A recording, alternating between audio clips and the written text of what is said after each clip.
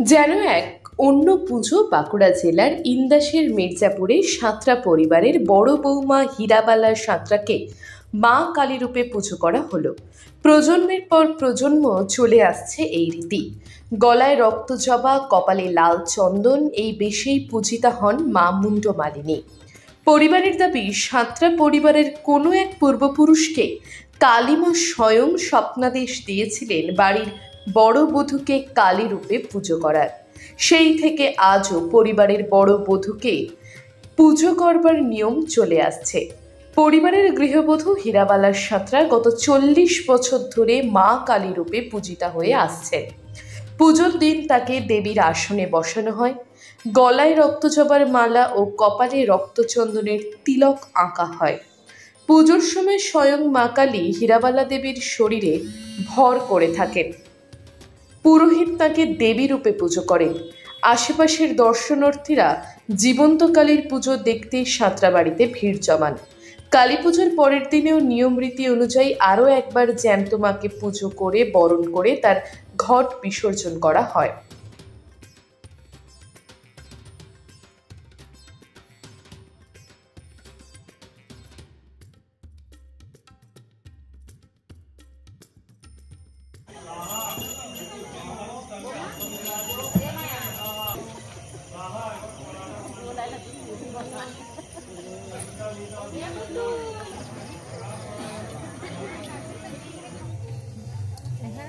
পৈতৃক আমাদের মোটামুটি বরাবরই পুজো হয়। আজকে ধরুন 39-40 বছর ধরে এই চলছে আমাদের এই পুজো।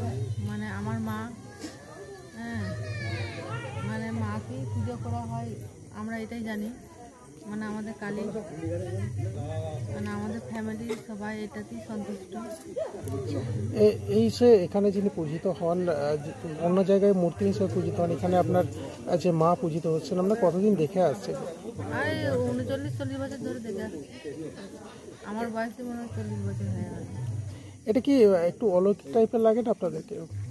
অলৌকিক লাইভগুলো মানে মোটামুটি এটা মানে বরাবরই চলে আসছে আর কি। কতটা উৎসাহ রয়েছে? উৎসাহ সবাইকার, আমাদের মানে ফ্যামিলি সবাই এটাতেই মানে এই যে এখানে উনি এবং পূজিত হন, আজকে যিনি পূজিত হলেন, আগামীতে এটা কি বংশ পরম্পরা হিসাবে চলে আসবে বা কি? আমার বাবা যিনি মানে এই ঠাকুরের জল না দিলে, ফুল না দিলে পুজো হয় না, তিনি এখন অসুস্থ, ডায়ালিসিস চলছে 7 মাস ধরে। কিভাবে পূজিত হন যদি বলেন? মানে আমার বাবাই হচ্ছে মেন, মানে বাবাই পূজা করে। মানে বাবাই এই ঠাকুরের জল না দিলে কেউ পুজো করতে পারে না, বামুনও পুজো করতে পারে না। মানে বাবাই এক অসুস্থ, মানে বাবা তাও এই জন্য আজকে ডায়ালিসিস করিয়েছে, এই পুজোর দিনে এসে বাবা পুজো করলো, তারপরে পুজো করলো। আপনারা কি প্রতি বছরই এখানে আসেন এই পুজোটিকে? হ্যাঁ, প্রত্যেক বছর। মানে এটা বংশ পরম্পরা, যে যেখানে থাকবে সেখানেই চলে আসবে এখানে ছুটে। আপনার নাম? আমার নাম প্রীতিকোনা সাঁতরা। এই বাঁকুড়া জেলার ইন্দাস ব্লকের এই মির্জাপুর গ্রামের সাঁতরা পরিবার রয়েছে। এখানে বাড়ির যে বড় বৌমা, তিনি দেবী রূপে পূজিত হচ্ছেন। এই পূজা প্রায় 40 বছর ধরে হয়ে আসছে। দেবীর স্বপ্নাদেশ নিয়েই এই পূজা কিন্তু শুরু হয়। স্বাভাবিকভাবে এই পূজার প্রতি যে একটা মানুষের উন্মাদনা বা শ্রদ্ধা, সমস্ত কিছুই কিন্তু যাবতীয় নিয়মকে মেনে এখানে কিন্তু পূজিত হয়ে আসছেন দীর্ঘদিন ধরে।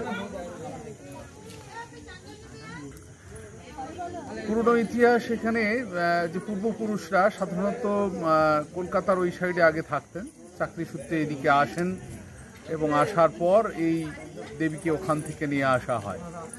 প্রথমে একটা প্রতিমার আকারের পর্ব ছিল, কিন্তু পরবর্তীকালে প্রতিমার প্রতি না হয়ে এইভাবে একটা ঘট থাকবে, তার পাশে কিছু ঘোড়া ইত্যাদির মধ্য দিয়ে, এবং দেবী রূপে বাড়ির যে বড় বৌমা থাকবেন তিনি তাকে সাজিয়ে, বিশেষ করে চন্দনের ফোঁটা, মালা সমস্ত করে একটা প্রতিমাকে যেভাবে সাজানো হয় সেইভাবে সাজিয়ে এই পূজাটা কিন্তু হয়ে আসছে। তো স্বাভাবিকভাবেই এই রীতিকে মান্যতা দিয়েই আজকে প্রায় 40 বছর অতিক্রান্ত হয়েছে এবং দূর দূরান্ত থেকে বহু মানুষ এখানে আসেন। আর প্রতিদিনই কিন্তু এখানে নিত্য পূজা হয়ে থাকে। নিত্য পূজা হওয়ার পাশাপাশি মানুষের যে ঠাকুরের প্রতি যে ভক্তি, সেই ভাব কিন্তু সারা বছর ধরেই এই মন্দিরে কিন্তু ভিড়। আজকে কিভাবে পুজো করলেন? আজকে একটা মানে ঘট নিয়ে আসার পর তারপরে ওনার একটা স্বাভাবিক ঘট কেন্দ্রিক একটা অবস্থা নিয়ে তিনি আস্তে আস্তে এখান থেকে বেদিতে, অর্থাৎ যে মঞ্চ রয়েছে সেখানে গিয়ে তিনি স্থিরভাবে দাঁড়ান। প্রায় 3 থেকে 4 ঘন্টা ধরে যে পূজা হয় সেভাবেই তিনি কিন্তু দাঁড়িয়ে থাকেন। তো এটা একটা অলৌকিক পর্যায় ছাড়া কখনোই কিন্তু সম্ভব নয়। তো সেই বার্তা নিয়েই কিন্তু আজকে একেবারে সিদ্ধ মতে যে কালী পূজা, সেই পূজা কিন্তু হয়েছে। এটা কি বংশ পরম্পরাভাবে এভাবে চলে আসছে? হ্যাঁ, এটা বংশ পরম্পরা ধরেই চলে আসছে। ওনার যে শাশুড়ি মা ছিলেন উনি আগে পূজিত হতেন, তারপর উনি পূজা করে আসছেন। তো এইভাবেই বংশ পরম্পরা ধরে যে ধারা, সেই ধারাটা কিন্তু চলে আসবে বা এতে বাড়ির সকলেই কিন্তু উৎসাহী, যে এই ধরনের একটা পুজো, প্রতিমার পরিবর্তে একজন মানবিকের রূপে পূজা করা, সেটা একটা মানে আমাদের কাছেও একটা প্রাপ্তি বলে মনে করি। কারণ আমার মনে হয় যে এটা এর আগেও রামকৃষ্ণ দেব তিনি মা সারদা দেবীকে পূজা করেছেন। তো স্বাভাবিকভাবে এটা কোনো অলৌকিক জায়গা বলে আমাদের কাছে নয়, যে কোনো সময় এটা হয়ে থাকে বিভিন্নভাবে। তো সেই স্বাভাবিক নিয়মেই চলছে। এটা তো এই এক কথায় এলাকায় এটা জীবন্ত কালী হিসেবে পরিচিত রয়েছেন, যে তিনি পূজিত হন জীবন্তভাবে।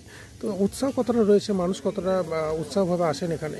মানে যখন ওনার যে প্রাথমিক পর্বের যে পর্যায়টা থাকে, সেই সময়ে মানুষের ভিড়টা সবচেয়ে বেশি থাকে। অর্থাৎ পুজো শুরুর আগেতে যখন ওই পুকুর থেকে ঘট নিয়ে আসা হয়, ঘট নিয়ে আসার জন্য বিভিন্ন পাড়ার মানুষ বা পার্শ্ববর্তী এলাকার মানুষ বা দূর দূরান্ত থেকেও মানুষ আসেন, যারা এখানে মানত করে গেছেন, তারাও কিন্তু আজকের দিনে আসেন, এসে তারা অংশগ্রহণ করেন এবং তারা এই যে মানে দৃশ্য, এটাকে দেখার জন্য বা দেবীকে প্রার্থনা করার জন্য তারা কিন্তু এখানে আসেন। আপনার নামই বলছেন? আমার নাম হচ্ছে ডক্টর শ্যামল সাঁতরা। বাঁকুড়ার ইন্দাস থেকে তন্ময় পাত্রের রিপোর্ট, সংবাদ বাংলা 24x7।